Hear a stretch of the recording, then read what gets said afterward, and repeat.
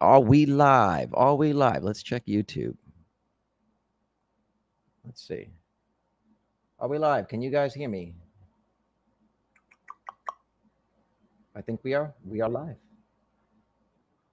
There we go. Mute this. There we go. Hello, everybody. What do we got? All right, we got 123 people in the chat. Hello, everybody, and welcome to Finance Junkies. I did not think that I would be back here, to be honest with you guys. This is as strange for me as probably as it is for you guys. I wanted to say thank you for everybody joining. There we go. Let's see everybody in the chat. I'm not seeing the comments. This is weird. I'm not seeing the comments here on YouTube, but I'm seeing them on the chat here. What's up, everybody? I'm not going to be able to bring up these comments. This is annoying. Hold on one second. Technical difficulties. All right, we'll see if the comments actually pop back on, because I'm not seeing the comments here. Maybe. No, it is not. No. How is everybody? It's public. Okay. Well, we'll see. We'll go and get that fixed. Okay, down to business. Hello, everybody. Welcome to this little reboot of Finance Junkies. I want to say thank you to everybody for joining. And the truth is, this was as unexpected for me as it probably was for you guys. If it wasn't for the amount of outreach that people hit me up with after that last episode almost a month ago, I probably wouldn't be here. So I want to thank everybody who hit me up on Twitter, whether it was tagging me or the private messages, people who hit me up on WhatsApp, people in the YouTube comments. It's literally the only reason why I'm doing this. And so I'm looking forward to bringing you a sort of a reboot, but more of the same that you were expecting from Finance Junkies. So let's get down to business. The format will essentially be the same. What I'm trying to do here is continue the same format that we had before, which is 4 guys or gals at some point talking about finance, and trying to keep it to 2 days a week at this point. So right now I'm going to be doing Sundays and Fridays at the same time, 6 p.m. West Coast and 9 p.m. East Coast. And the idea would be to have a rotating panel of guests. So I've got some people backstage, some familiar faces. You guys will get a kick out of this. And so the idea would be to have it be a rotating panel and then do some special episodes as we grow this thing. So Fridays will be a weekly recap, sort of like a drink with the fellas, and Sundays will be a bit of a look ahead. And as the channel grows, if we continue to have success, then I'll try to add more time. So that being said, I'm going to announce, let me see. There we go. Let's go here. Okay. So this is the Finance Junkies page now. Finance Junkies YouTube page. You guys can see. New Finance Junkies Twitter page. You guys can see. And now I would like to introduce the rest of the panel. It's just a bunch of assholes that were there last time. If you thought it was going to be different, it wasn't. No, there was something kind of fitting, I think, about having the first episode of the reboot be the same as the people who were here for the last episode. So let me make something really clear, because I don't think Carlos exactly got to it in his intro. Yeah, because what threw me off is not seeing the comments. Yeah, I don't know what. Look, it's saying YouTube doesn't support comments on private, but how could it be fucking private if people? Maybe it was when I hit the button. I don't know. Oh, here it is. Here is it private? Does it say private? Hold on. I'm going to change it here and see, because that threw me off. Let me see if we can see the comments. Oh yeah, the comments not being there is weird. It's on the regular. Then I can't highlight them. All right, let's see. Someone post a comment. Let me see. Test. Okay, there we go. There we go. Here we're back. All right, that's what I wanted. There we go. Yes. So the video was on private. It was on private. Well, it was on private in StreamYard, but it's live on YouTube. That makes no sense. Okay. Anyway, let me start off by saying this channel, Finance Junkies, is now Carlos's channel. Okay, so Carlos owns the channel. He bought out Chris and I's equity stake for a cool $2 million. And so we agreed to sell our 25% stake of the channel to him. And he owns the channel now. He owns the rights to it, the IP, everything. He's rebooting Finance Junkies, but it's his channel, his show. Chris and I will be out there. Steve will be out there to help come on shows periodically. But overall, this is Finance Junkies reboot Carlos's channel, Carlos's Finance Junkies, essentially, versus just like Finance essentially. And the idea is, like, I've reached out to several of you, even some of the guys in the chat here. I've reached out to several of you to sort of be a main core roster of people that will rotate in and out as people's availability. And then as we grow the channel, obviously we can add more episodes and maybe even have more guests. I've always enjoyed that when we've had like 5 or 6 people. It's always great. So again, I appreciate that. I appreciate you guys doing this, and yeah, look forward to continuing some of the fun that we had. By the way, he didn't actually buy out our state. We just gave No. the channel. It's not that serious. Yeah. And if so, it'd be I could get him at way cheaper than $2 million. Way cheaper. One of the things that I just want to bring up real quick, I know a lot of people were speculating that there was like animosity between us and everything else, and that we ended because our personalities got too big for ourselves. But that's not the case. Each one of us really have other things going on to the point where we're not able to commit to it fully. Carlos can commit to it a lot more. This way he can lead this new renaissance of Finance Junkies, the brand, and have people on that basically, that can make it. Like even today, right before I got on this, it's my anniversary today, by the way. So I was at dinner. Wow, happy anniversary. I didn't know that. Yeah. I said, yeah. So the thing is, like, I had to choose, like, okay, do I finish my anniversary dinner early and come to Finance Junkies, or, like, what do I do? So the thing is, once you have a structured channel with a certain time, you feel this sense of obligation that you have to be there. And that's the thing, that's the thing that got to me. I don't know if this is the same thing with Amit. And the thing is, I was committing so much time and I couldn't. And the thing about me is that if I can't commit my time to it fully, I don't feel like I should get the rewards of being part of something just because, like, hey, I started off with it, So I think under Carlos is going to be doing outreach to people. He's going to be getting people on that have great opinions, great investment like thesis that we can put out there. An example is, of course, Steve. Like, me and Steve, we talk to each other privately over the phone as well. So, Finance Junkies itself should eventually become something of a community that's not just, okay, 4 guys talking at the same time. It's also like, hey, bring on people who have ideas and share them, so that this way, one day, you can get different perspectives that may not necessarily be shared by the same 4 guys. I really love the sort of casual nature, the conversation, and the dynamic of 4 or 5 people sitting around talking about something, having respectful debates about things that are important, and honestly focusing somewhat on the entertainment too. Like, there's plenty of channels that you can go to get like straight DD, but there's something nice about the way that the DD is mixed into a casual conversation between four dudes. So I'm looking to keep that going. That being said, I'm doing some things here that we never did. I mean, again, to Chris's point about us being too busy, I have opened up channel memberships. I don't know if you guys can see. I've opened up channel memberships. Essentially, this is going to help me to cover some of the back end costs, like things like memberships and subscriptions that I need to get going. And that being said, hold on, I'm going to go here. Which one is this? This one. Do you see this? Yeah. And so that's the Twitter. Just rebranded that. But that being said, I have also opened up for the first time the official Finance Junkies Patreon.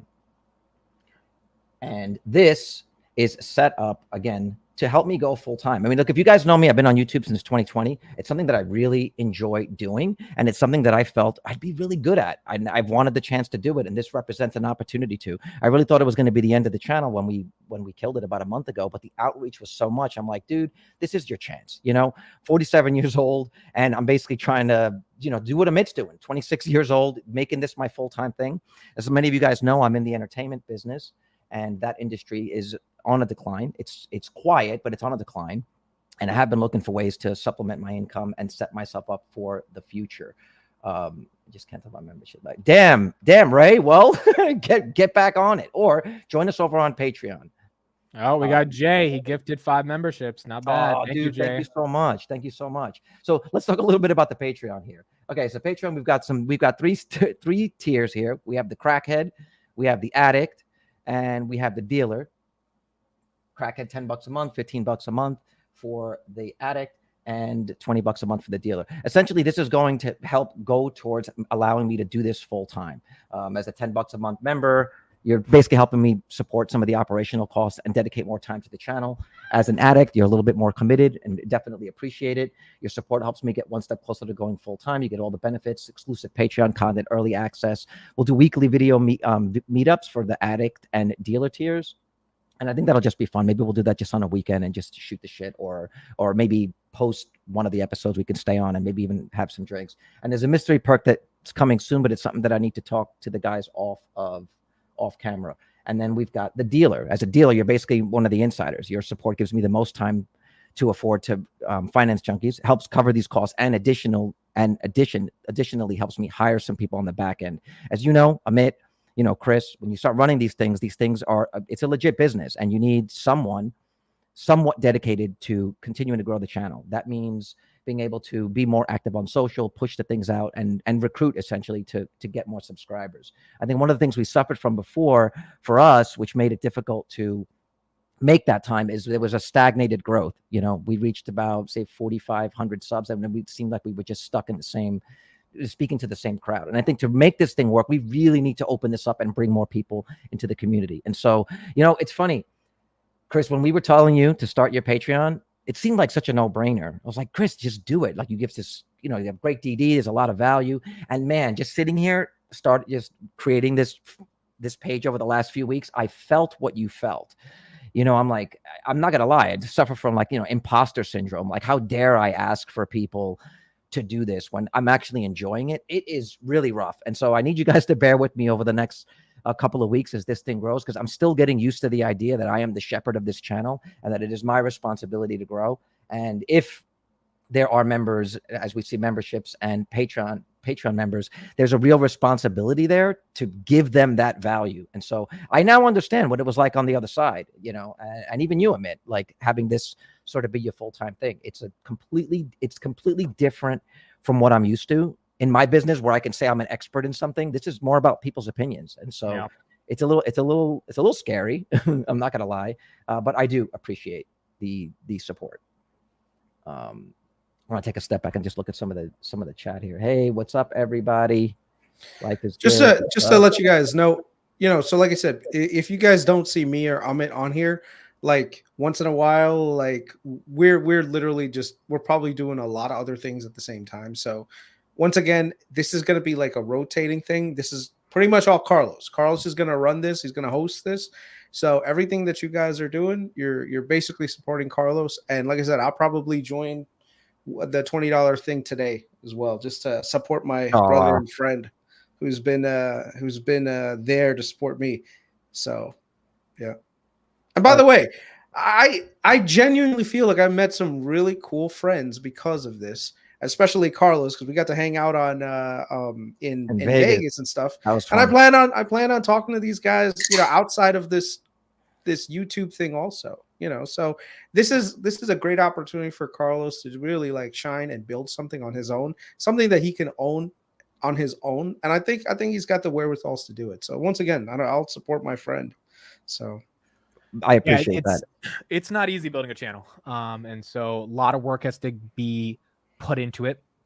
And unfortunately, all of us can't do the show every single day like we did in the past, but Carlos wanted the opportunity to build the channel on his own, right? So when he even mentioned the idea, I was like, yeah, go for it, dude. It's tough to do. If you're motivated, you're dedicated, it is possible. And the channel, you know, thankfully has 4,500 subscribers already. So yeah, there's a bit of a jumping point. There was a good jumping point. I mean, my goal would be to do this for the 4 days a week, the way that we had last time, or, you know, even 5 days a week if possible. But the reason why I'm picking Sunday and Friday is because it only interferes with my work schedule 1 day per week on the Friday. And I also think it's nice to catch up on a Friday. You know, the market's closed, unless you're into crypto, the market's closed and you're done, and you get to reflect on what happened during the week. And then I think the Sunday show will be good to see what news happened over the weekend that could affect our stocks, our investments. Giving time. Yeah, absolutely. I mean, these guys, look, if you follow this thing from the beginning, you've seen Chris grow from a relatively like unknown guy on X to now a premium voice. I mean, I see you as a guest on other channels. Your Patreon's doing really well. I'm a member of your Patreon, and I see a tremendous amount of DD. And Amit too. You've seen Amit explode. I mean, he was a guy we were just arguing back and forth on body language, and now the dude's interviewing Vlad for and guys like me, Kevin. So this is great. I'm actually very lucky to have you guys here. And Steve, I just always feel like we never have enough time. I love talking to the guy. I love your perspective, both personally and in terms of investing. Follow Steve, follow these guys on Twitter. Steve is on Seeking Alpha. If you're not reading his Seeking Alpha articles, I know Steve. Actually, Steve, do you want to talk a little bit about your latest article on 3M?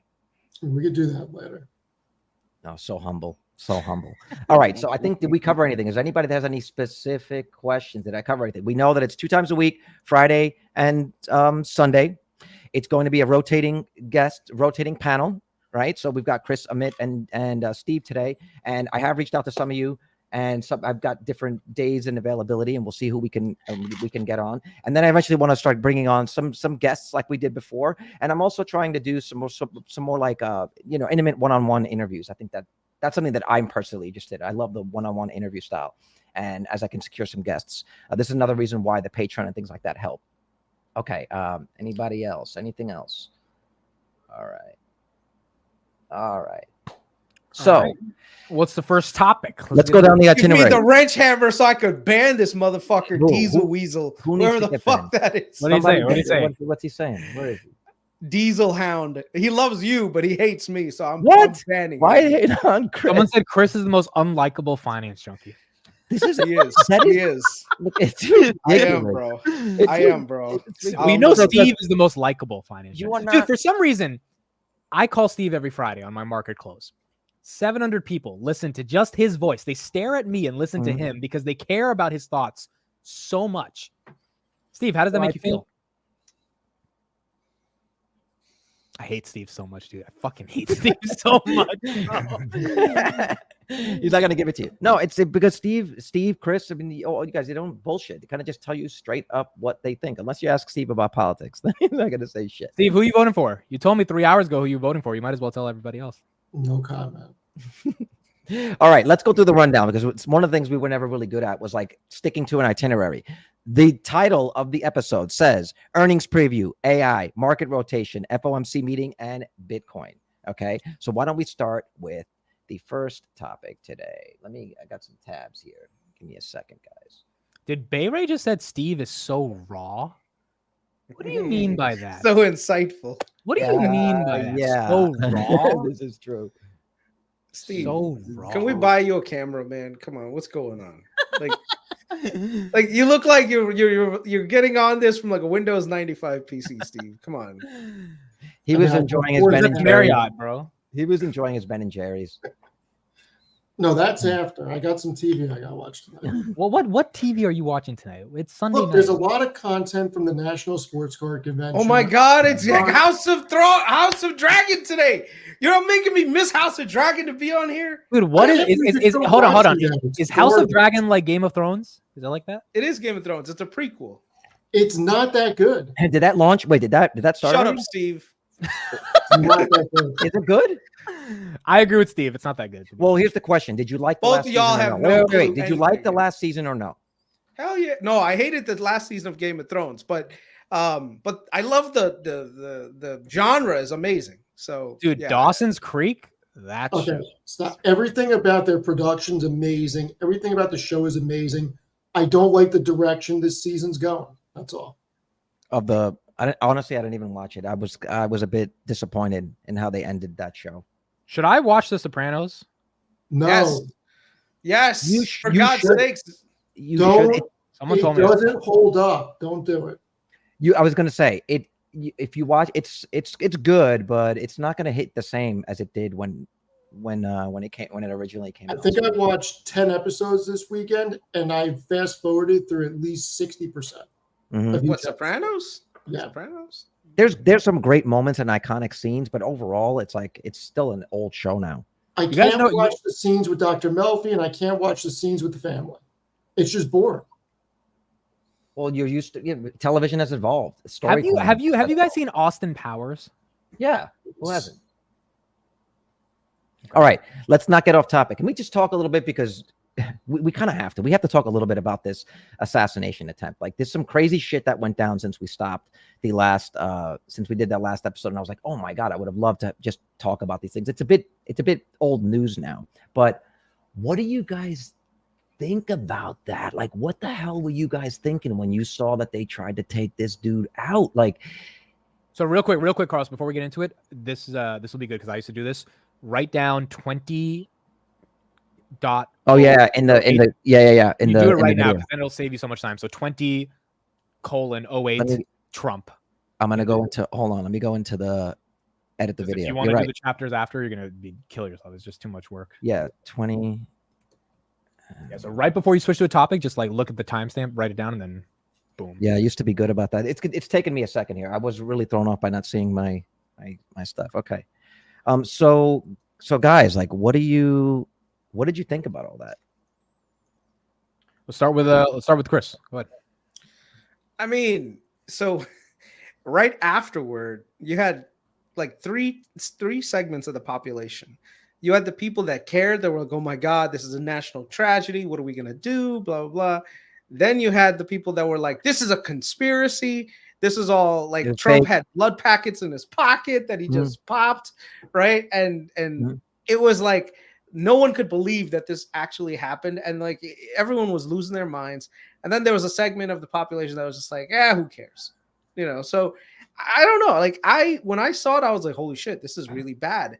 But what I found to be the most tragic thing about all of this was that people tried to like make it political. Like the Democrats were saying, oh, he's a registered Republican. The Republicans are like, yeah, but he donated to the Act Blue thing. So, I mean, this whole thing was just a very weird thing that happened. What's weirder, I think, is that whatever political capital he built up from his near-death thing, he threw that away with JD Vance. I don't know why, but JD Vance is not very likable. And I've seen Trump's poll numbers go down significantly. First of all, he has an Indian wife. If you didn't know that. Why? Okay. Why? And honestly, if you look back historically, I'm not voting for no fucking person who marries an Indian. All right, you marry an Indian, you probably make a terrible fucking president. I'll just be honest. Like, I'm just saying, it's the truth. Like, you got to be out of your mind to marry someone who's Indian. If you're hell yeah, you got to be crazy. If you're a white guy, you marry an Indian girl, you're probably out of your mind. If you're a Indian who marries an Indian, you're probably out of your mind. Don't marry Indian people. That's what I'm going to tell you. We're fucking weird. You're gonna see a hand. You're gonna see a big ass hand come in that screen right now. It's my anniversary, so I get what I'm saying. He's like, don't marry him and don't celebrate their freaking anniversary. But you can vote for Vivek. You can vote for an Indian. Just don't marry anyone who knowingly votes for another Indian. That's so you think the Trump, but before the Vance stuff, the Trump assassination, you feel was ultimately bad for the country? Yeah, man. I mean, it just goes to show this is where we are in our political discourse, where now we're taking shots at each other again. I mean, not to say that like that ever really stopped. I think there were, of course, multiple assassination attempts on all the presidents at some point in their life. But the thing is now it's becoming to the point where if someone even remotely comes on and says something, it's like, oh, you know what? The easiest way to win is just kill the other person, instead of, hey, let's fight the good fight and actually have an argument and debate. So I don't know. We'll see. Steve? An unfortunate situation. Okay. Understatement. I think as much vitriol as the discourse has been the last couple of months, I honestly was surprised that it went there. I did not expect that's where it would go, even though that's where you felt like that would be the only place for it to go, right? When you try litigation, doesn't work. You try canceling someone, doesn't work. What's left? But it also, to me, underscored that they really are threatened by him winning. Does that make sense? Like, normally you think, it doesn't really matter who's president. They're all working behind the scenes. They're all whatever. But this makes me believe like they actually really want him dead because they can't control the guy. It's scary. And I don't know that that'll be the only attempt. If you're that serious, and I think you guys have been seeing like some of the stuff that's been happening on the on X with regards to that. Let me see if I can play some of this. You know, I'm sure you guys saw some of this.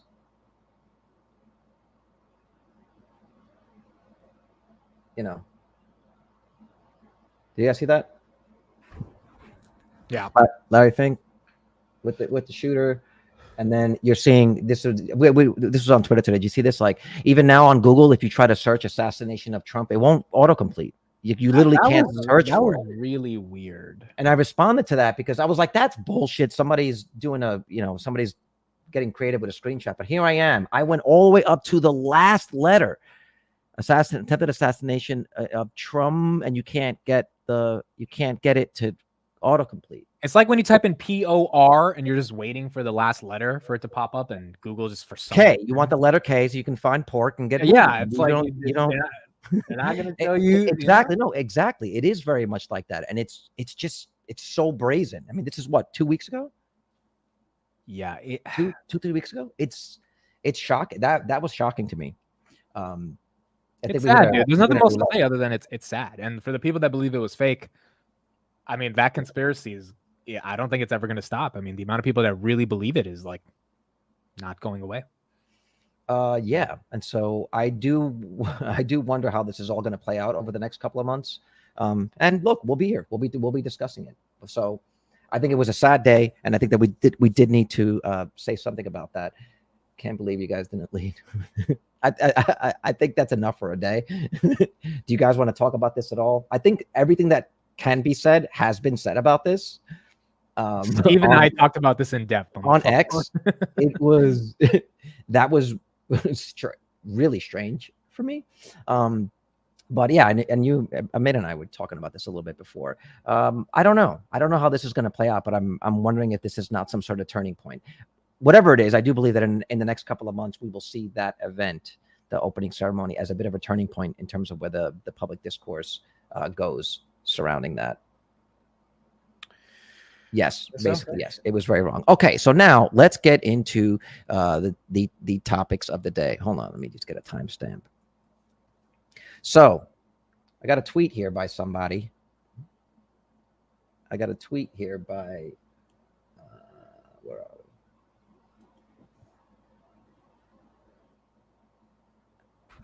You might know this guy. Oh, I put that out today. You might know this guy. Some guy, little influencer says this about earnings this week. Well, actually, let's go back down a little bit. Here's a preview of the earnings this week, right? So let's take a look at some of the summary. So what do we got here that's of particular interest? What on this is particularly interesting to you guys? I think we want to see PayPal, SoFi Tuesday. That's going to be crazy. What do we got here? Microsoft, AMD. Coinbase is a big one for me. Cloud, Meta, Apple, Exxon. It's a big ass fucking week. AMD. It's going to be a crazy week. Starbucks. I'm not going to have I'm actually really curious about Starbucks this week. Dude, I have to text like 6 girls back. I'm not going to be able to text them this week. Like it's getting a bit ridiculous. Too busy? Too busy, bro. I'm busy. Too busy checking that. Anyway, so let's just go back and read a little bit of this. The market got about Google. Say again? Can we talk about Google for a minute? Yeah, that's kind of where we're pivoting to. But for me, I wanted to have a discussion about overall how this is related to AI. But sure. So what he's saying is the market got really emotional with Google this week after earnings. Why? Well, Google on their Q2 earnings said we are spending more on CapEx. We'll make money off it later. We need to keep spending. The market, which literally only wants to see AI become a tailwind for these big tech companies, then proceeded to saying, thanks for letting us know we're selling. I don't think the market can keep playing this game, wanting AI ROI, but then refusing to give these companies the time it needed. I don't think the rest of big tech will say the exact same thing. They're not spending to build out the metaverse. AI is having a fundamental impact on Microsoft, Amazon, Meta, et cetera, et cetera, et cetera. So yes, that's I did not expect that. So let's start with Google. Steve, why do you think the market sold off Google, and do you think they got it right or wrong? Oh, they got it so wrong. It's crazy. Even if they're reporting that they are going to be spending more money, even if it's just a temporary I truly believe that a lot of people don't read financial statements, and whoever is selling Google is getting it wrong. Admit, when did I buy more, Thursday or Friday? Friday around 2 p.m. He bought more. Friday or so. So I bought more, and I'm going to share my screen. And when I show you these numbers, I think people are going to be surprised. I mean, this is it too small or not? You zoom in a little bit, like 2 points. So What you guys don't understand about Palantir? That's my fucking mid impression. So when you look at just the quarterly, this is just the quarter. They jumped 13.5% on revenue year over year, gross profit 15%, and net income almost 30%. Okay, they increased by $5.2 billion year over year in Q2. When you look at the first half of the year, their net income increased by 41% compared to 2023. This is a company that's making $1.8 billion per week in pure profit. Let me say that again, 1.8 billion in pure profit per week so far in the first half of 2024. And when you look at where they're trading versus the rest of the Mag 7, they're trading at 21.8 times 2024 earnings and 16.78 times 2026. They are the cheapest company out of the Mag 7. They're expected to have 30% growth from the close of 2024 to the end of 2026 in earnings. I mean, this company is a powerhouse. I think people are crazy not believing in them. What if the response, or what do you say to the response to sell-off just being on the capex spend? It's literally just saying they're spending pure profit. They're not tapping the debt markets to build out capex. And there's only going to be 4 companies that control the narrative: Amazon, Microsoft, Alphabet, and Meta. NVIDIA is on the side because they're the ones that are supplying everybody with the chips. But on the software side and what AI is eventually going to become, those are the 4 companies. Nobody else can really compete with them. It's just that simple. What about Apple? Apple's on the consumer. I put Apple in a different bucket because they're consumer facing and they're not going to be on enterprise level. They don't have an enterprise level cloud software business, and they're going to be with the phones and personal AI stuff. I mean, I guess you could say that Alphabet will be somewhat in there because of the Android platform, but Apple's not in the same conversation. They're on a different side of AI. Mm-hmm. Well, then, but what do you say? What do you say to the fact that maybe what this could be is that investors are scrutinizing more the ROI? This goes back to like Amit's initial tweet. Is the market going to be scrutinizing the companies that are set to benefit from AI more now that we've seen them all run up? Let them scrutinize, let it come down. I'll just buy more because guess what? Nobody's going to be able to compete with a company that is spending $13 billion a quarter on capex and increasing that spend. They can outspend everybody to build what they need to build and control the narrative. It's from pure profit. And there's a handful of companies that can do this, and a handful of companies are going to control the narrative going forward. But is it a guarantee? Is it a slam dunk? Like, okay, we're spending this money, and it is a guarantee that we're going to see. So think about it like this: it has cloud computing become a slam dunk, and it is pretty much every company on some form of either AWS, Azure, or Google Cloud. Mm-hmm. It's because that they built that up and they made that the narrative. Same thing's going to happen with AI. I don't think anybody knows what exactly AI is going to become at this point, but the biggest companies in the world always control the narrative, and they are going to control the narrative on AI and shift it into what they want it to become and what the market demands of it. I don't think anybody's going to be able to compete with these companies. I think Amazon's a lock. I think Alphabet's a lock. I think Microsoft's a lock. Show me who can compete with them. So Amit, based on what he said, what do you think the narrative is that they're going to be painting, and how do you think it's actually going to play out? Is it going to play out the way they said? I think they're going to keep spending money on capex as they need to and as they should. And if they don't spend that money on capex, again, Google said we're at a risk of spending too little versus too much. So if they overspend, they'll just say, hey, we're sorry we spent so much. But if they underspend, then other companies are going to steal their shine. I think actually, that's a really good point, because Google got shit on as being seen late to the AI party. Yeah. And now that they're actually spending the money, they're still getting punished. That's why I agree with Steve. It's like this sell-off was, I don't think it was like super irrational, because like Google's PE started to expand a little bit, but it wasn't a sell-off. I think that was because, oh, their search business is dying or their cloud is not, the cloud had the best quarter it's ever had ever.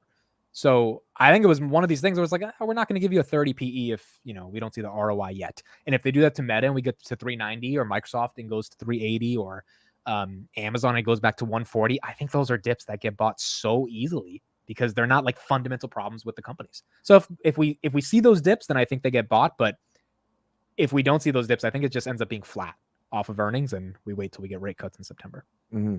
The thing is, remember, the markets don't always just trade based on fundamentals. Like this is something I spoke about on the Patreon with in a chat today. I said, if the market only traded on fundamentals, you would never have any real price discovery. You would just have up and to the right for certain businesses.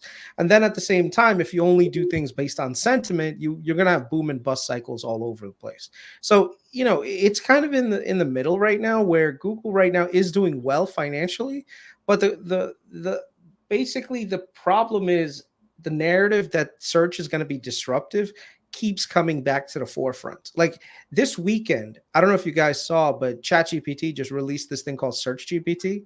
So they're trying to now create their own search engine, right? There's no product out yet. It's just literally join a wait list. Was there a demo? Yeah. So I don't know if there's a demo. I think they just kind of announced it.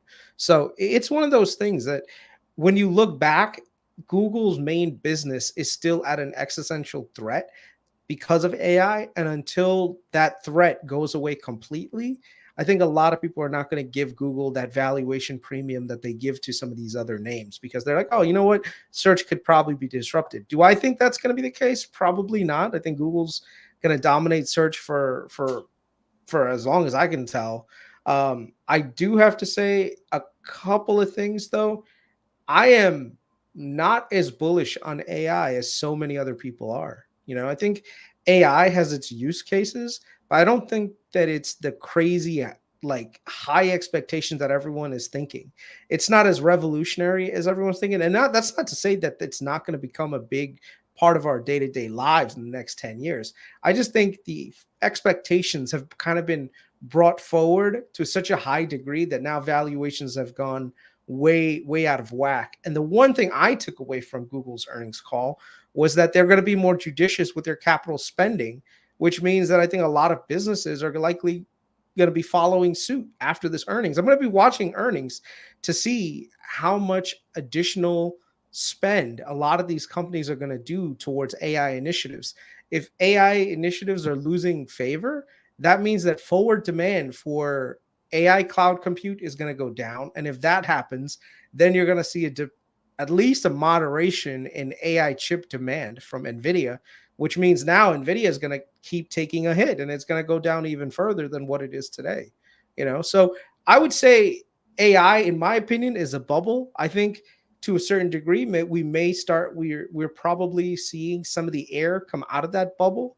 I don't necessarily think it's going to be a giant pop unless like there's some catastrophic event comes. But my scenario for 2025 is that the AI bubble is going to pop. Yeah. But you got to define. Where's the bubble? Hold on. Yeah, what does pop mean? Yeah, like where's the bubble? The bubble. Are we just so we can clarify? The bubble is all this money that went into NVIDIA is now. Well, it's not just NVIDIA. It's AI based semiconductors and hardware. That's where the bubble is. All right. And I can show you a data point. I'll show you a data point that'll just blow your mind. And you'll be like, oh, wait a second. Yeah, we're in a goddamn bubble.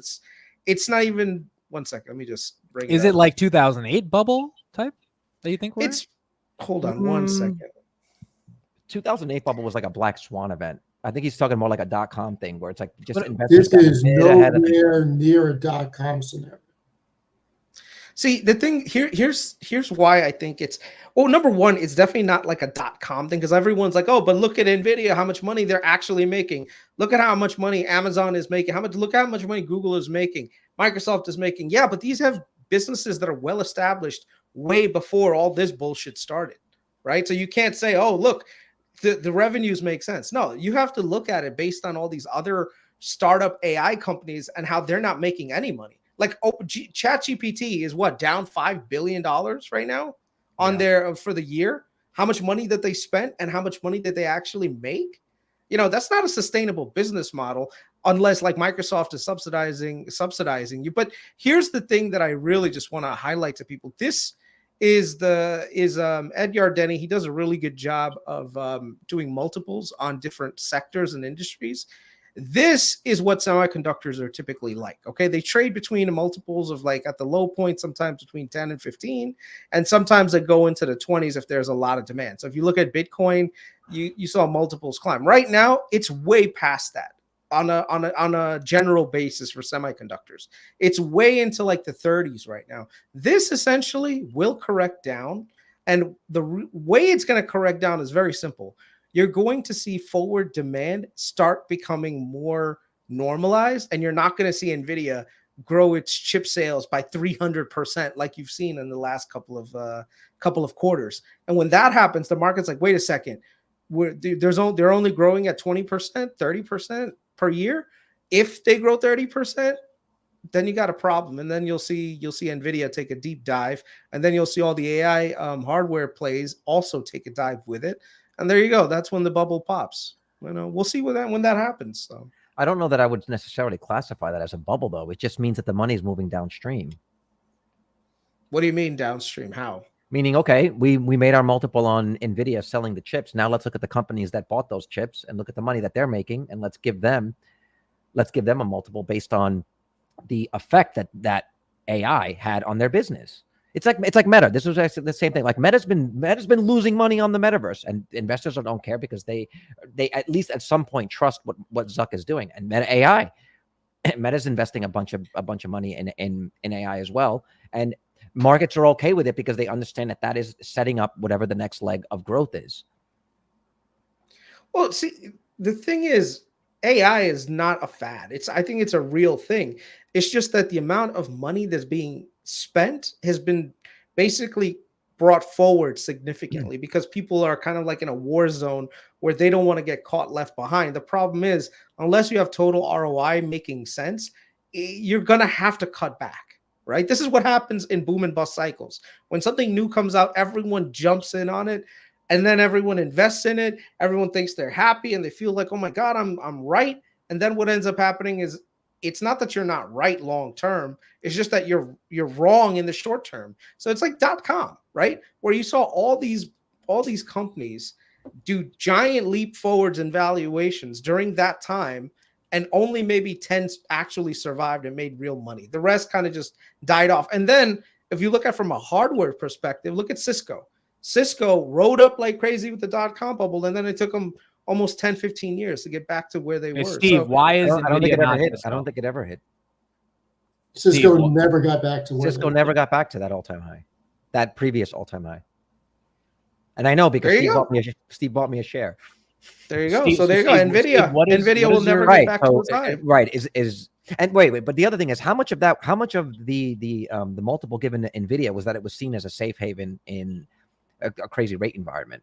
People saying, look, I'm trying to get yield. And NVIDIA seems like the place that all the big money was moving. Safe money at that time has just been what people saw was huge amounts of cash flow coming into NVIDIA because they were able to extract a shit ton of margin from their GPUs.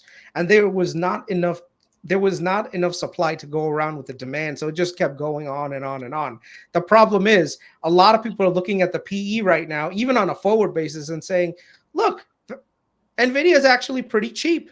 And I'm asking, like, wait a second, based on what? Based on an estimation of forward demand? Like, what if it doesn't come in line with what you're thinking? What happens then? So Steve, why are you buying NVIDIA right now? You're buying NVIDIA now at these levels? Interesting. Yes, I am. Why are you where's the upside? Where's the upside going to come from that hasn't already happened? I've never seen a company do what NVIDIA has done. Their margins are absolutely incredible. They're ridiculous. It's insane. And right now, NVIDIA is trading at 26 times 2026 earnings. And when I look at their multiple, and when I look at their margins, and when I do my own due diligence on what they're expected to bring in on revenue, even on a little bit lower basis than what the analysts are looking at, this is a company that can hit $100 billion net income quite easily. And look, the bear thesis to NVIDIA is a real thesis. And I'm going to go a little bit further on what Chris said. Amazon, Microsoft, Alphabet all have blank checks. They've been working on their own chips. They do not want to be 100% dependent on NVIDIA. At some point, they may be able to offload some of their need to their own chips and run certain tasks in their own environment. The big question is, has everything pulled forward so much? I don't have the answer to that. Nobody does. But there is a real scenario where all these data centers do need to monetize the assets that they built, and demand does slow. That is a real bear case. Mm-hmm. I don't think we're anywhere close to that at this point in time. And I think we're going to get another 2 or 3 years out of NVIDIA before a big retracement. But if NVIDIA misses, this gets cut in half, maybe 30, 40%. But this goes down hard if this misses any type of the forward expectations that people are thinking. But doesn't that counter the argument that it's cheap based on a valuation level? Even okay, it's a slight beat. Like the idea behind investing in NVIDIA is like, even at this price, if you look at the fundamentals, that it's still trading, it's still the cheapest. Yeah, it's grown into the valuation. Actually, has a better valuation now than it did 6 months ago. I mean, it's only trading at, when you think about the amount of growth that it's gone through, it's still only trading at 41 times this year's earnings, 30 times next year's earnings, and 26 times 2026 earnings. I mean, this is a company that's become an absolute cash cow and has a gross profit margin of, what is it, 75, 80%, something like that. I mean, it's crazy. So I'm trying to find my estimates. Just give me a sec. Go ahead. I also think if robots become a thing, humanoid robots, NVIDIA is going to make a lot of money off the chips to deploy those robots. Yeah, and that's another thing, is I do believe... But that's inference chips. I don't know that that's necessarily... No, but you're going to need their chips or high-powered chips to create the environment for all the training and all the continued learning from the bots. Like, when you think about Optimus and what Optimus can become, we could have a very long runway in this whole narrative. And Tom Lee could be right on the S&P. Mm-hmm. I'm not overly concerned with being in growth right now. I'm rotating into value. I think right now there's plenty of opportunities in value that is being completely overlooked because so many people are focused on the Mag 7. I think the last couple of weeks, the market has actually woken up to the idea that, hey, wait a second, we don't necessarily need to be in 35 PE, Mag 7, Mag 8, whatever you want to call it, companies. There's plenty of companies that are trading at 10 PE, especially in the mid caps. I'm not doing cigarettes, dude. I can't do it for moral reasons. Steve has been trying to get me. He's like the local high school drug. Hey man, you want to get some? You want to try this? It is finance junkies. Dude, I want I want to smoke a cigarette. No, you don't. Wait, no, I've never done it. Have you ever done it? I want to smoke a cig. I want to smoke a bogey, bro. I need a loosie. I smoked cigarettes for a long time. You know what? They're making you cool. Bro. The first. Well, it was a different time back then. Yeah, but you're not gonna like it. Feel like, oh, that's cool. And then how do you know I don't like it? How do you know my taste buds? What if I? You're not gonna like. Nobody likes their first. Nobody likes it. It's like no one really likes the taste of beer the first time. It's more about the social aspect. Then you acquire the taste for it. But no one likes smoking cigarettes. I smoked cigarettes for a long time. Trust me, no one likes it. It's a horrendous habit. I wouldn't get into it. Yeah, if anything, do a vape. Honestly, if anything, just do a vape. Oh, no. It smells like basically, Steve has been trying to get me to look at Altria Group for like the last. I was trying to get you in it when it was at 40. I don't care, bro. I can't do it for moral reasons, dude. I worked in healthcare. All right, I've seen the causes. I mean, I've seen the impacts. How about Bristol Myers? Bristol Myers. I try getting these guys in Bristol Myers, Pfizer, and Altria. I'm staying away from. I'm not a fan of drug companies. I've got burned by Bristol Myers on fire right now. It's gone. They are pretty good. They are pretty good. They're on fire. Yeah. And speaking of which, Chris, you took my segue. Sorry.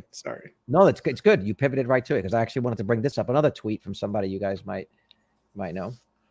This was Chris. When was this?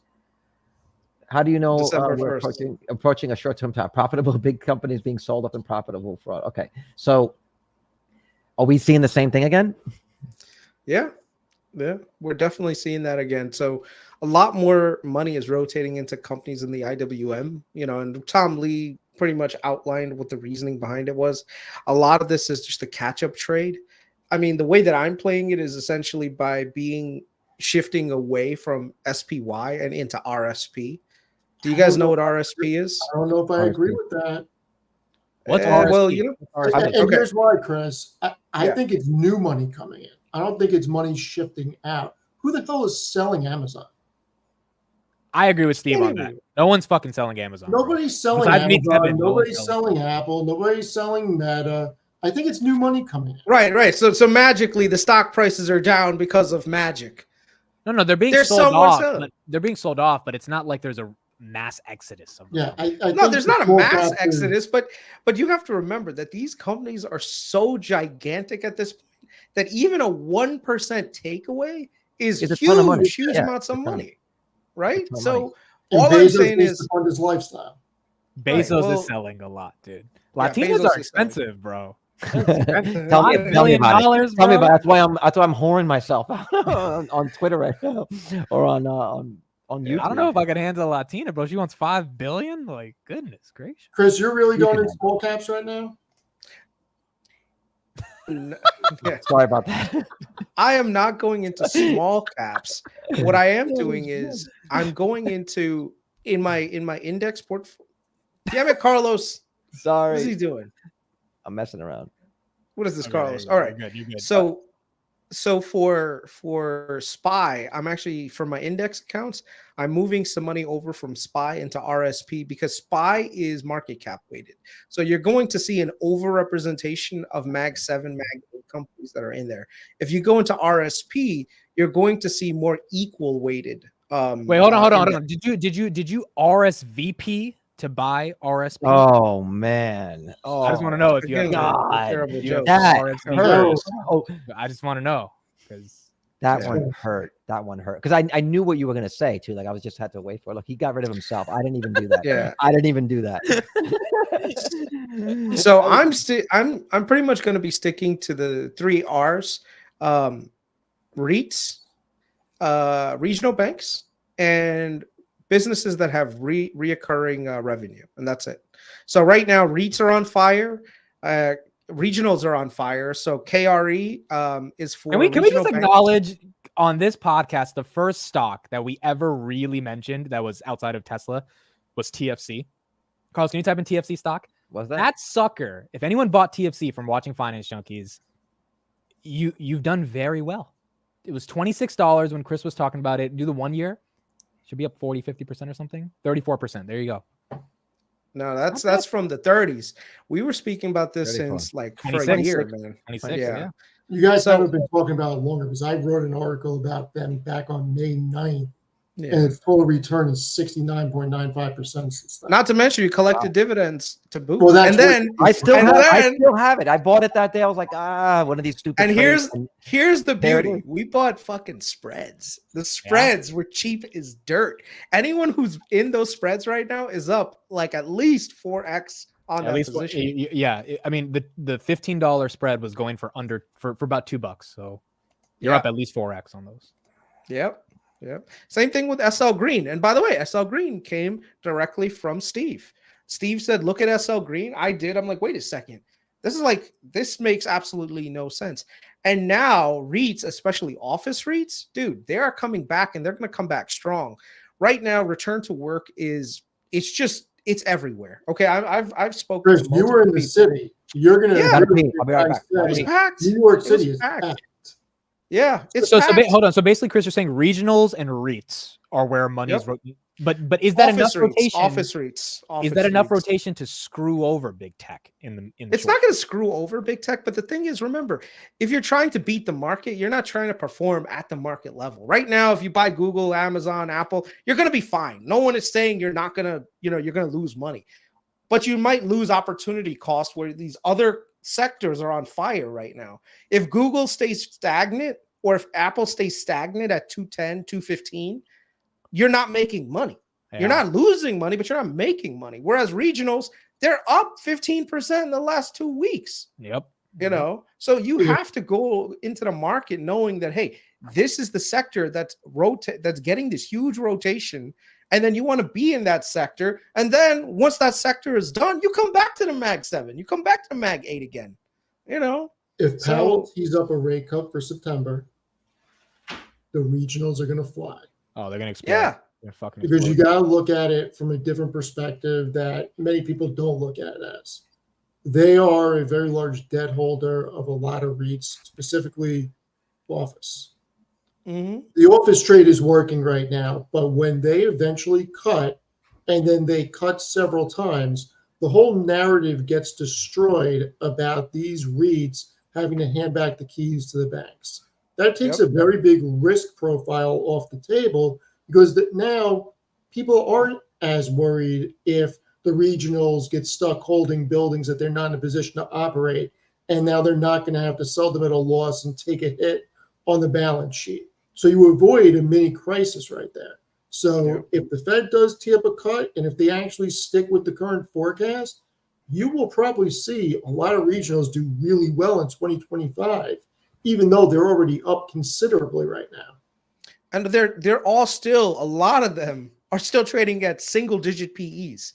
Yeah. You know, so there's a lot of room for regionals to get higher. And by the way, all of them are generating a ton of cash flow right now. So the biggest challenge with especially companies like TFC was that they had a ton of AOCI losses on their balance sheet. Well, the thing is, if interest rates get cut, those AOCI losses disappear, book value shoots up, boom, there you go. There's your alpha. You know? And they've been selling some of their bonds at a loss because they're putting it into new treasuries. TFC's book value is $42.71. It's trading at a very slight premium, maybe 5%. That can expand in a lower interest rate environment by quite a bit. But that book value was relatively the same, up a couple of $2 They were trading under. No, that's what I'm saying. When it was 26, the tangible book value was still closer to 45. That's why Chris came up with the target for 45. Yeah. So that one has played out pretty. TFC is always going to have a special place in my heart because it was the first time a stock fell due to something that was not the company's fault, but a macro Silicon Valley. And they were prepared. They were very well prepared for it. They navigated it. They figured it out, right? Well, they had, they, in terms of managing their loans and having cash on the books. And increasing their CET1 ratios. Yeah. So that, I think that story is, it doesn't happen all the time. And that's where the options become important because you don't really get a stock that's down because it's not supposed to be down many times to the point where the options become so asymmetric. But when it does happen, you know, then you can make okay. Speaking of which, that we got Verizon also. And Verizon, that's another one. Yeah. That takes us to the next topic here. The Fed has seemed to be Fed this week. We're probably not going to get the rate cut, but the sentiment is that they're going to be signaling that there's going to be a September rate cut. The Federal Reserve is likely to signal this week it plans to cut interest rates in September, according to economics surveyed. Nearly 3/4 of respondents say that the U.S. Central Bank will use the July 31st gathering to set the stage for a 1/4 point cut at the following meeting in September. Here's another one. Fed holds rates steadily, indicates only one cut coming this year. In the recent months, there's been modest further progress towards the committee's 2% inflation objective. Here we are. I think I had something else here. Carlos, just go to CME Group and bring up the dot plot. Say again? Go to CME Group and bring up the dot plot. Hold on. You want to pull it up, and I'll just show your screen. I'll give you the link. Okay. Yeah. Put in the private chat. So I actually want to walk back something I said. I believed that the Fed, the rate cuts would be a strategic move based on it being an election year. And I actually think that it's somewhat disconnected. I don't think that this is, that we're seeing anything different for it being an election year. And so I don't know that it's necessarily political. I figured we would see a couple of rate cuts, even if it would be pushing the problems down the line. But no, they're holding fast to this. And, the parties seem to be fine running in this environment. If we do get one little rate cut, how do you think that the markets respond to that? Even though it's 25 basis points is nothing considering where we are. But do you think that we're going to see an overreaction to it on the positive side? Well, is that going to trigger a rally, or are people going to be nervous? Well, and say it's not enough? initially, I think it's going to be overly positive. The problem that I'm seeing is that there's other parts of the economy that are getting somewhat screwed over. Housing is turning like there's no tomorrow. Delinquencies are rising. Yes, there's more. There are more single-family homes available now than I think ever, or since 2008. Did you see that? New single-family homes. Exactly. That's not a good sign. So we need rate cuts for that. I mean, look. No. Sorry, go ahead, Steve. I was going to say, part of the reason they don't want to cut is they're afraid we're going to have a melt up in the market. But we need a cut because the cost of debt is too much for most people. Not to mention the United States government, considering we're spending more than $800 billion a year on the debt. 76% of all tax revenue now goes to paying the interest on the debt right now. 76 cents on every dollar. What? That's not cheap. That's not. That can't be right. I think it's 20 cents. It's like 30%. Just pull up the U.S. debt clock. They'll give you where everything's spent. Yeah. No, here's my thesis, just broken down in a very quick way. Right now, people have basically said, you know what? I can't afford these houses. These houses are just way too high. Interest rates are too high. A lot of people right now, they've been holding on to these houses, and now they're getting ready to retire. Boomers need to retire. They need to move into smaller places. Property taxes are going absolutely crazy. The cost of replacement is up there. So a lot of people are looking to get out of their current situation. If you found a job, you work there, you live there. Most people do not spend more than 7 years in their house. Even if they got a 30-year mortgage, the average is about 7 years, right? So a lot of people that they bought houses, they found another job somewhere else, but they're stuck in that house because they have a 3% mortgage. They're holding off on the hopes that interest rates come down so that they can buy another house at an equivalent level somewhere else. The problem is the prices have gone up so much, and at the same time, the interest rates have gone up. So now they would be letting go a 3% to inherit a 7% with a higher property price.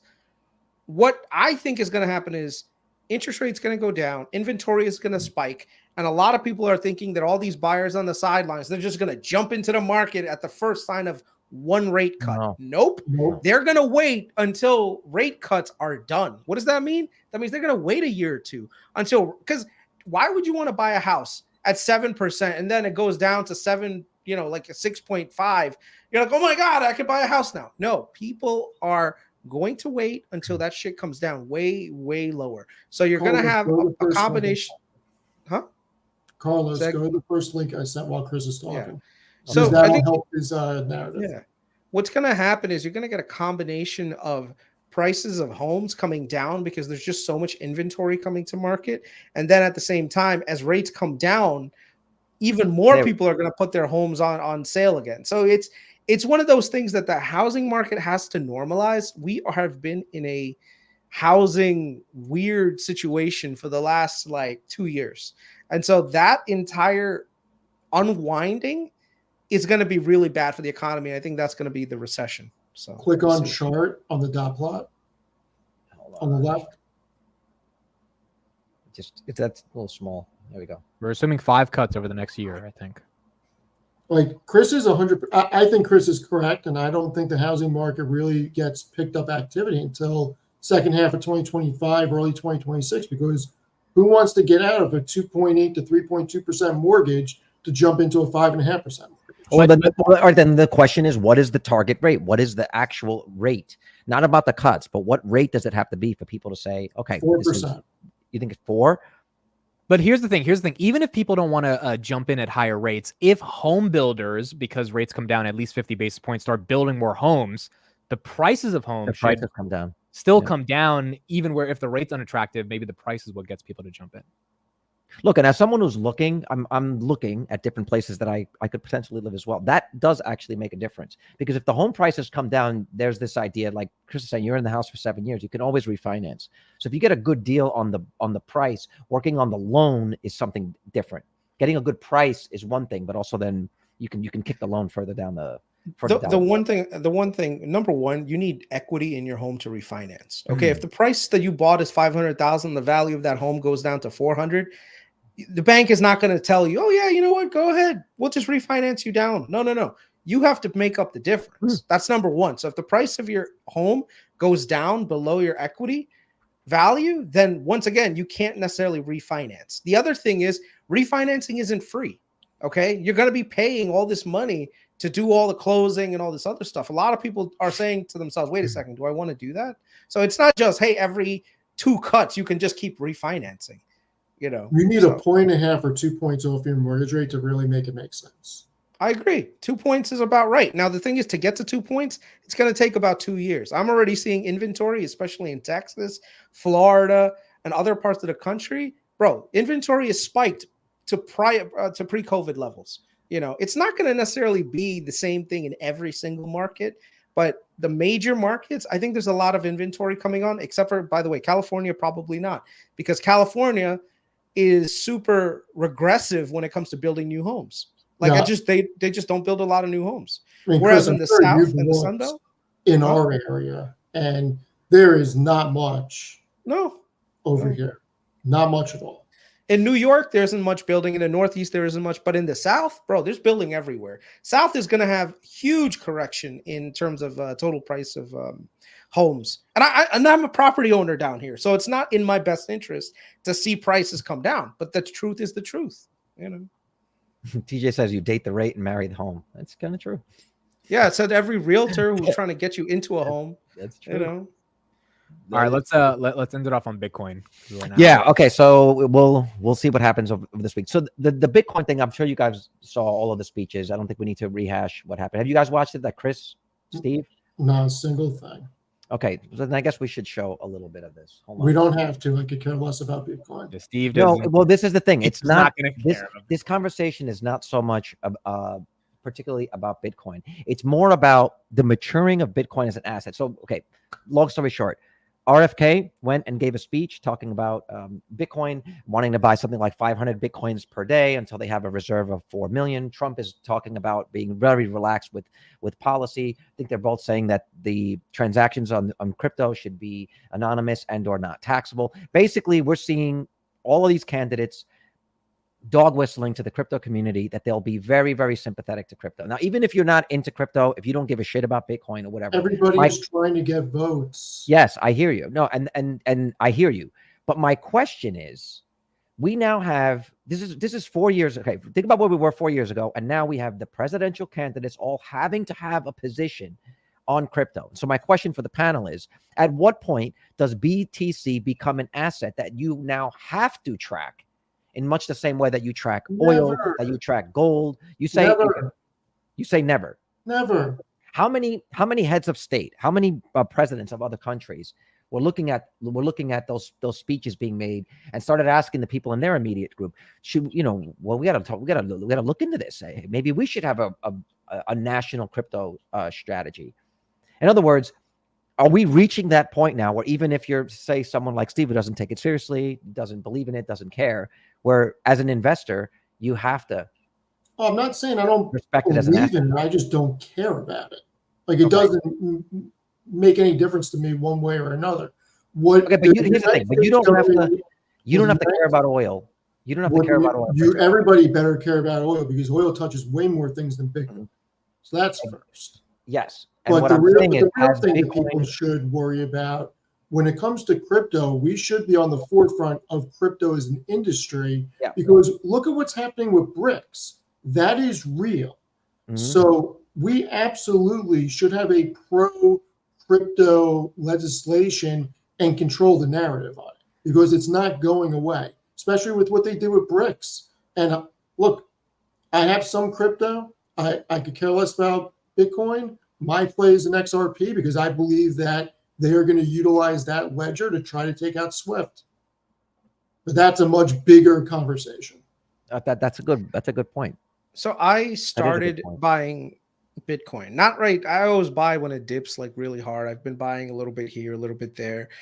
I fundamentally just want to say, number one, I was wrong about Bitcoin.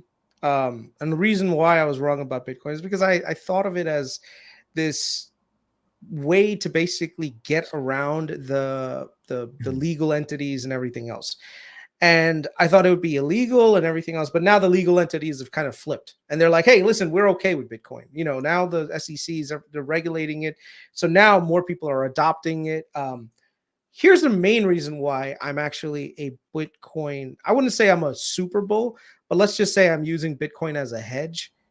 I don't necessarily believe in the next 20 years the US dollar is going to remain the dominant currency on the planet. I agree. And I want to have an asset class that I can just basically put in my pocket and walk across a border. I can't, like, let's say I did that with gold. You go ahead, try to walk across a border with, a 30-pound, 30 pounds. Pretty freaking heavy right here. Right. So are you just hold on, Steve? Do you just have gold in your pocket for fun? He just hangs it around his neck like Flavor Flav. Goodness gracious. Yeah.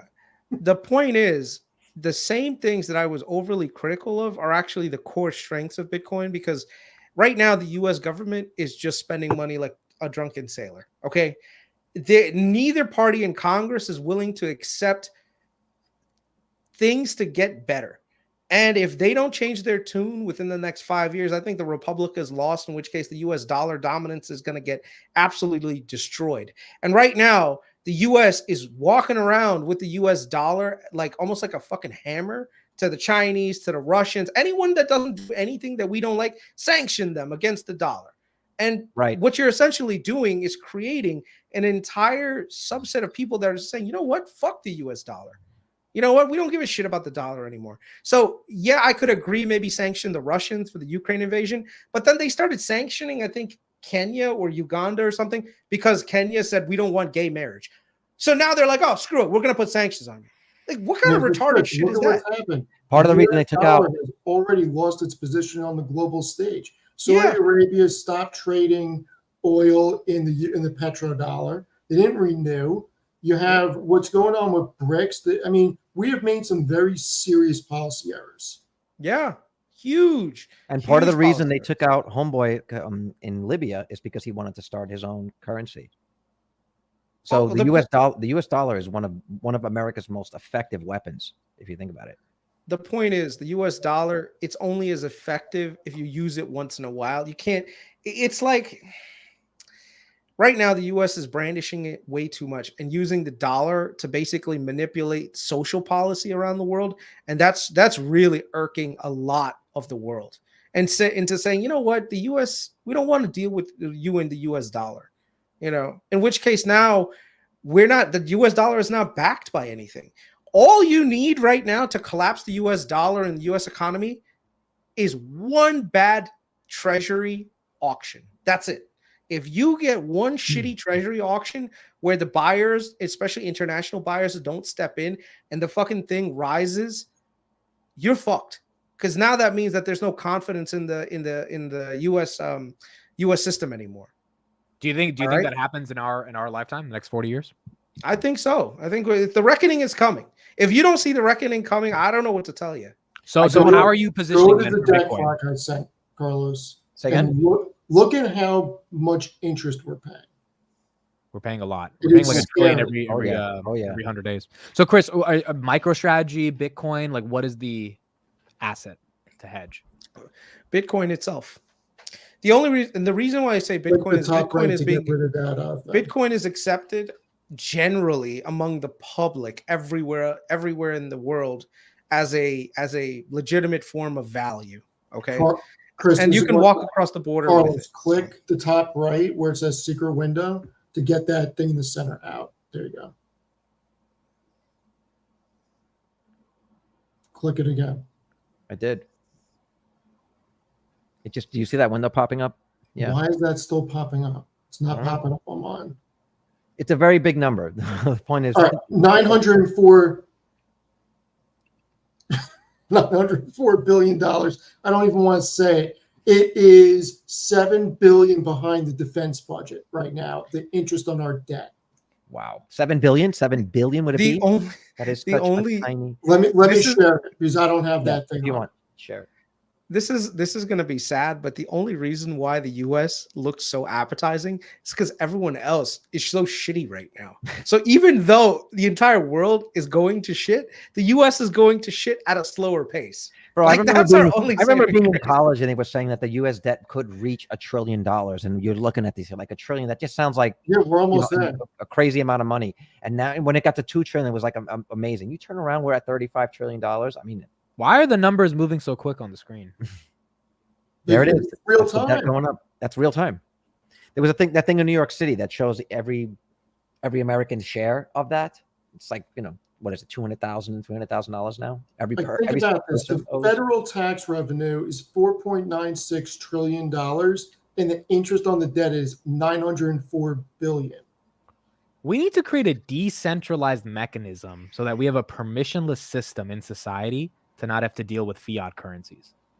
We need to think only something like that doesn't if exist. only something like that exists. Hey, speaking of which, I do want to play this. If you guys haven't seen this, there was a lot of great talks at the Bitcoin, the conference, but this one was pretty good. Tell me if you can hear this. The more you talk about money and government control of money, you realize that is the whole game.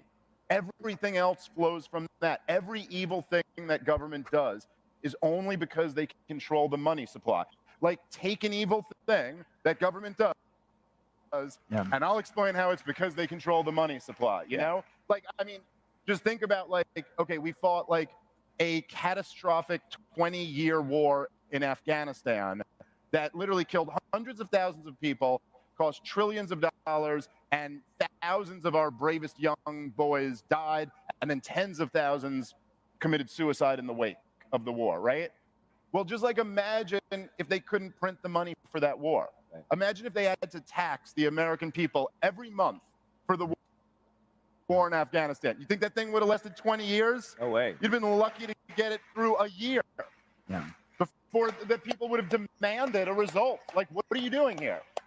I mean, just imagine trying to do the lockdowns of 2020 if they couldn't just print trillions of dollars and pass them out. That people wouldn't have taken it. They would have been like, no, we're going back to work. We're not doing this. It's only because That's a good point. money that they can get away with tyranny. Yeah. And listen, like, personally, I like when I came up as a child of the Ron Paul presidential campaigns. Like, that's how I got interested in all of this stuff. And Ron Paul always talk about the gold standard at the time. And don't get me wrong, I think a gold standard would be much better than what we have right now. The problem is that historically, what do nations do when they're gold standard and they need to fight a war? Just suspend the gold standard. So the difference that what Bitcoin brings is the decentralization. If you were truly on a Bitcoin standard, someone in Washington couldn't just say, we're going off coin standard now. That's the power that Bitcoin has, that you can actually have a chance at separating money in the state. And that is the most important thing in the world today. I think he summed it up pretty well. That is probably the best argument, at least on our side, for the government to have some skin in the game with respect to crypto, but also for the entire planet to move to that as the reserve currency. And then it becomes an arms race. I mean, if someone like RFK did get elected and I did the math, he said he wants to buy 500 Bitcoins a day until they have a reserve of 4 million, which would basically mean they own a quarter of all the Bitcoin, right? And 19%. And he says, but that 19% would basically be the same percentage as the US's dominance in gold. So they own about 19% of the gold, and he's saying we should own 90% of the Bitcoin. And that would basically be, at these prices, what is it, 67K is 368 million daily. The United States would be pumping into that. And it basically would be a strategic stockpile, right? It would be preventing you from things like sanctions. Not that people sanction us, but you get the idea. It protects your capital in a way that can't be diluted. It also makes it, if you think about the amount of money that you have to spend to protect the gold, right? To protect some of the other assets, to protect the real estate, to protect all of that, Bitcoin doesn't suffer from any of that. So basically, you were right for the past 2 years, and we should have bought Bitcoin when you told us. I agree. Thank you. Agree. But I've started my DCA again. I kind of lost focus on it. I have a decent position, but I started losing focus on it. And I just keep saying to myself, no, this is the asset class that is going to fuel you know, my financial future, I think long into the future, I don't want to sell it anymore.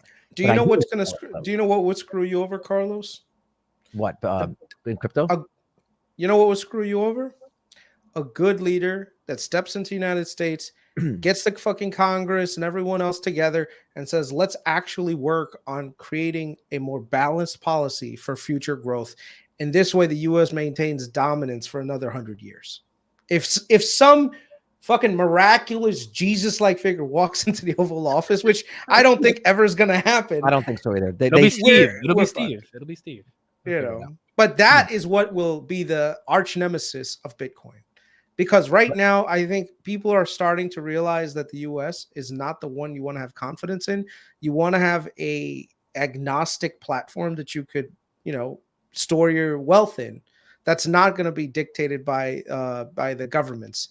So, and I think Bitcoin is the way to do it. So, on that regard, Carlos, you're absolutely right. You're kudos to you. The other part of this, is that it does tie into, if you listen to what Trump was saying, he says he doesn't just want to own the Bitcoin. He wants to be like the leader in mining, which means we've got to increase our energy production and make the cost of energy super cheap so that the miners don't go overseas, which would basically handle a couple of things, right? That ship has sailed. What do you mean a ship has sailed? How many Bitcoin are left? Huh? How many Bitcoin are left?